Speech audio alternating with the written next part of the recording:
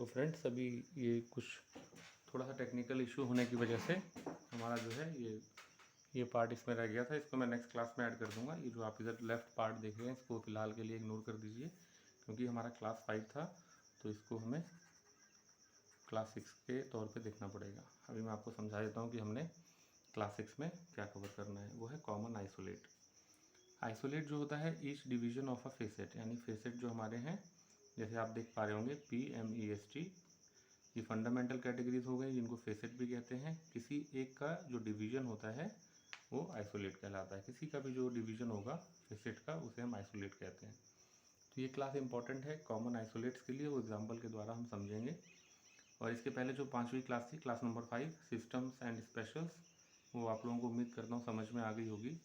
और इसमें एक ज़रूरी चीज़ ये है कि हमने क्लास की लेंथ को बहुत छोटा रखा है और जो कीवर्ड हैं वो हमने थंबनेल में लगा दिया है, ताकि अगर आपको वो जानने में इंटरेस्ट हो, आप चाहते हैं कभी सुना हो समझना हो तो आप उसको देख लें। नहीं तो जब हम फिर शुरू करेंगे क्लास अपना प्रैक्टिस करने का बेसिक, तब आपको जब हम एग्जांपल्स को सॉल्व करेंगे, एक एक एग्जांपल लेंगे और डीप में देखेंगे तो आपको समझ में आने लगेगा। तो क्लास 6 जो है वो है कॉमन आइसोलेट के बारे में। क्लास नंबर 6 आइसोलेट मैंने बताया कि PMEST, यानी कि जो हमारी फंडामेंटल कैटेगरीज हैं जिनको हम फेसेट भी कहते हैं, facets PMEST, personality, matter, energy, space, time. इसके किसी एक फेसेट में जब उसका डिवीजन होगा तो डिवीजन जब करते हैं तो उसे एक पार्ट को हम आइसोलेट कहते हैं। ये आप अभी अच्छे से समझेंगे। और आगे तो मेन क्लास है तो ये 2 टाइप के होते हैं हमारे जो कॉमन आइसोलेट हैं। ये सब टर्म्स इसलिए पढ़ रहे हैं क्योंकि ये क्लासिफिकेशन में इस्तेमाल होंगे। फिर जब ये आपको ढूंढना होगा, बनाना होगा तो आपको ईजी रहेगा। इसमें आप लोग देख सकते हैं कि एक तो कॉमन आइसोलेट होता है ACI और दूसरा होता है PCI। अब CI का मतलब यहाँ पे क्या है, CI हो गया कॉमन आइसोलेट, ACI और PCI इसमें एंटीरियराइजिंग हो गया ACI और पोस्टीरियराइजिंग हो गया PCI। ACI की फुल फॉर्म क्या हुई, anteriorising common isolate, posteriorising common isolate. 2 type के होते हैं। तो हमने एग्जांपल से ACI को समझने की कोशिश करते हैं कि ACI का इस्तेमाल कहाँ कहाँ होता है। बेसिकली अगर आप थ्योरी पूरा डेप्थ में पढ़ेंगे तो इसी में टाइम बहुत ज़्यादा लूज़ होगा। बस इस क्लास का जो मेन पर्पज़ यही था कि आपको जो मेन चीज़ें हैं इसमें टर्मिनोलॉजी है उसका मैं डेफिनेशन दे पाऊँ, कुछ आइडिया दे पाऊँ, ताकि जब हम प्रैक्टिस करें तो आपको ईजी हो जाए। तो जैसे ACI को समझते हैं पहले, एंटीरियराइजिंग कॉमन आइसोलेट। अब ये भी 3 प्रकार के होते हैं, इसका भी डिवीजन करेंगे तो अब उस पर हम फोकस अभी नहीं करते हैं कि ACI के 3 सब टाइप्स कौन से होते हैं। जैसे ACI applicable before space facet, only after space facet second, और ओनली आफ्टर टाइम फेसेट। तो इन चीज़ों पे ना जाते हुए अगर हम ये आप ही समझिए कि जो भी पढ़ रहे हैं और आपको लगे कि डीप है तो ये गलतफहमी होगी, क्योंकि ये बिल्कुल बेसिक देख रहे हैं। तो ACI PCI के लिए हमने एग्जाम्पल लिखा है Indian journal of botany. Indian journal of botany में क्या है, ये हमारा टाइटल है। अगर तो देखिए आप बुक में चलें तो ये हमारा बॉटनी हो गया। अब इंडियन जर्नल ऑफ बॉटनी 1978, तो हमने कोशिश की, ये तो हमारा हो गया टाइम आइसोलेट हो गया, टाइम में चलेंगे। ये स्पेस में हो गया इंडियन। अब बॉटनी में अगर आते हैं तो आप जर्नल कहाँ ढूंढेंगे, इसमें आपको डाउट आएगा कि जर्नल पर्सनालिटी, इसका जो फेसेट फॉर्मूला दिया रहता है वो P2E2P।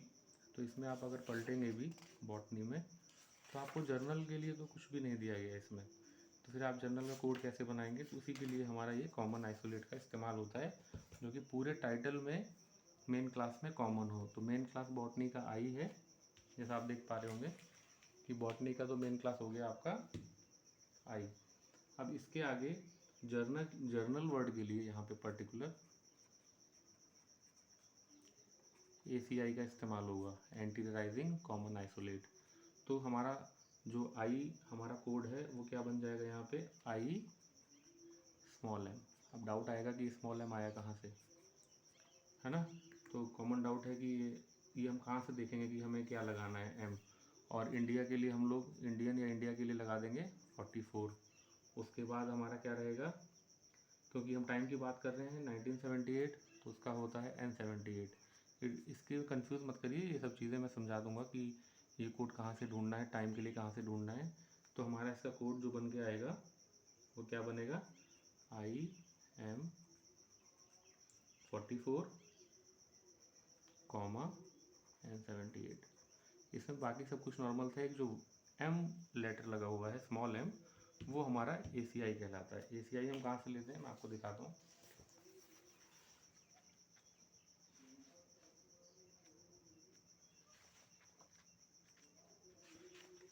देखिए, ये आपका बुक है, पेज नंबर 2.5। इसमें आप चलेंगे तो आपको मिलेगा, यहाँ पे चैप्टर 2 है ना।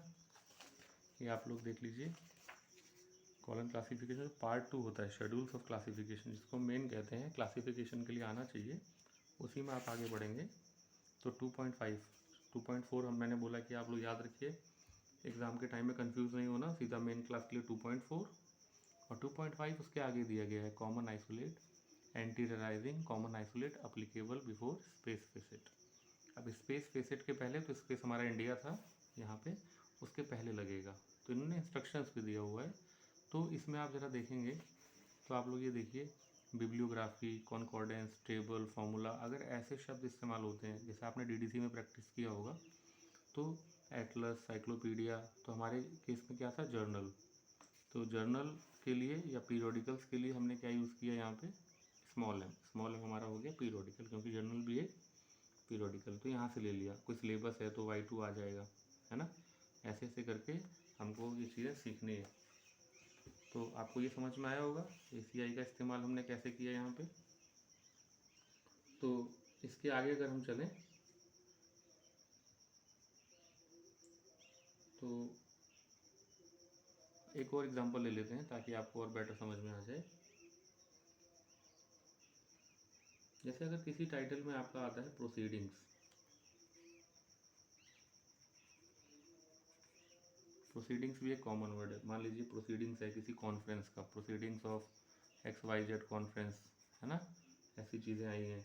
तो प्रोसीडिंग्स के लिए, और मान लो सब्जेक्ट उसका है केमिस्ट्री, यानी केमिस्ट्री में कोई सभा हुई, उसकी प्रोसीडिंग्स, ये सब हमारे हमको क्लासीफाई करना है।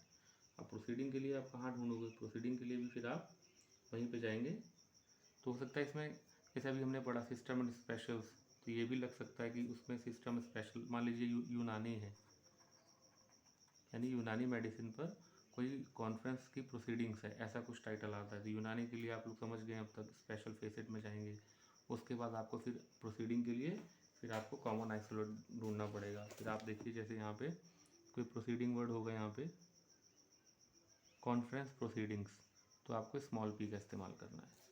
तो ऐसे ही जैसे आप इन सब चीज़ों को अगर आप एक बार जनरलाइज वे में रिव्यू रखेंगे तो आप लोगों को बड़ी आसानी होगी। तो फ्रेंड, इसी में आपको समझाना चाहूँगा कि अब आप कॉमन आइसोलेट टॉपिक है तो आप बुक से समझिए। तो एप्लीकेबल बिफोर स्पेस फेसेट, तो इनका इस्तेमाल कहाँ करना है, इनको कहाँ लगाना है, जैसे मेन क्लास के पहले या बाद में, तो इसका तो आपको पता लग गया। अगर ये टर्म्स आपके टाइटल में हैं तो आप इनको स्पेस फेसेट के पहले लगाएंगे। ऐसी स्पेस को आगे पढ़ लें।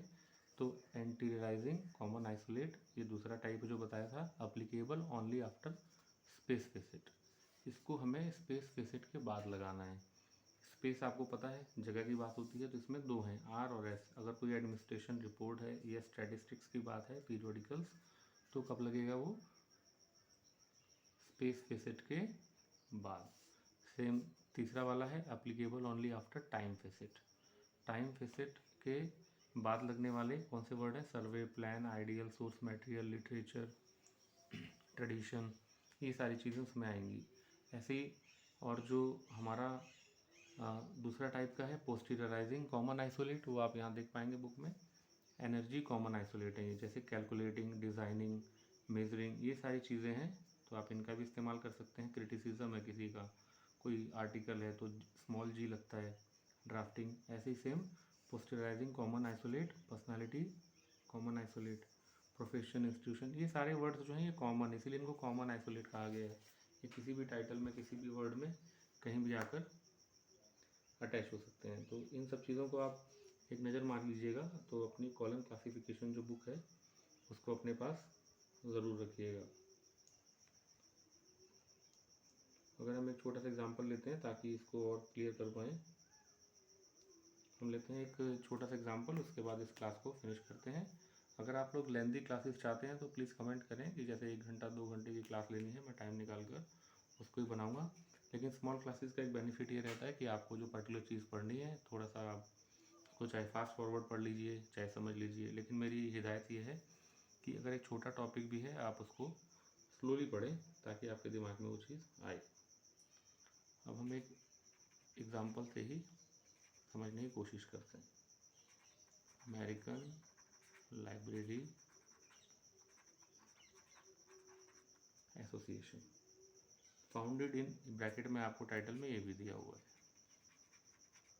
फाउंडेड इन 1876, ये आपका टाइटल है।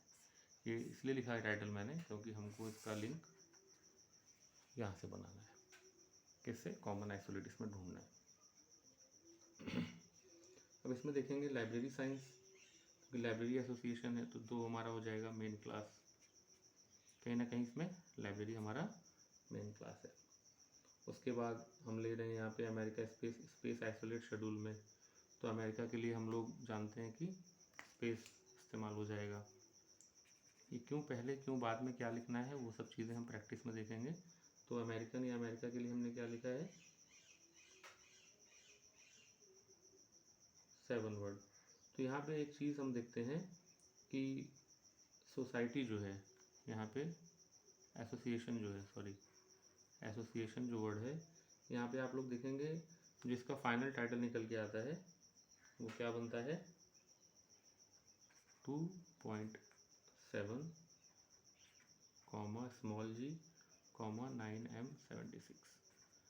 अब ये टाइटल में आप लोग एक प्रॉपर रूल से दिया गया है, हमारा फोकस इस क्लास में केवल इस पर्टिकुलर जी के ऊपर है कि स्मॉल जी किस चीज़ के लिए इस्तेमाल हुआ है यहाँ पे। तो अब ये हमारा एग्जांपल है पीसीआई के लिए। एसीआई तो आप लोग समझ गए होंगे, एंटी राइजिंग जो है वो कहाँ इस्तेमाल होगा, कौन कौन से वर्ड हैं।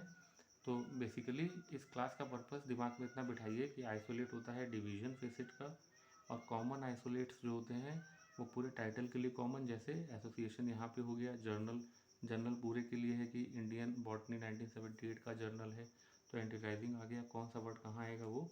ये पीसीआई पोस्टराइजिंग के लिए हम अगर यहाँ स्मॉल जी ले रहे हैं एसोसिएशन को समझने के लिए, तो एसोसिएशन क्या होगा, लर्न सोसाइटी। अब जरा अपनी बुक में देखते हैं हम लोग कि ऐसा कुछ है क्या, स्मॉल जी लर्न सोसाइटी हो। तो देखिए ऐसे आप आगे बढ़िए ऑब्जर्वेशनल यूनिट लर्न, ये देखिए स्मॉल जी जो है वो लर्न सोसाइटी के लिए इस्तेमाल हुआ है।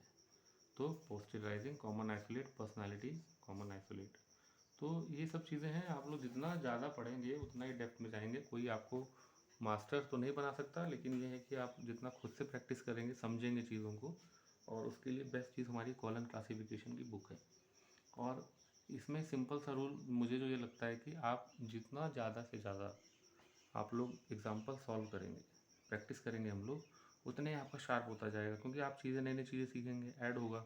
अब American library association, American library का कोड आप बना लेंगे, लाइब्रेरी का 2 हो गया, अमेरिका भी ढूंढ लिया आपने स्पेस से। एसोसिएशन के लिए क्या करेंगे, तो जब आपको पता रहेगा अच्छा ये हमारा पीसीआई के अंतर्गत ये वर्ड हमको मिल सकता है, तो आप वहाँ जाके वहाँ के रूल के हिसाब से स्मॉल जी ऐड किया, कहाँ ऐड करना है, स्पेस के बाद या टाइम के बाद, जैसे आप इसमें देखें, है ना।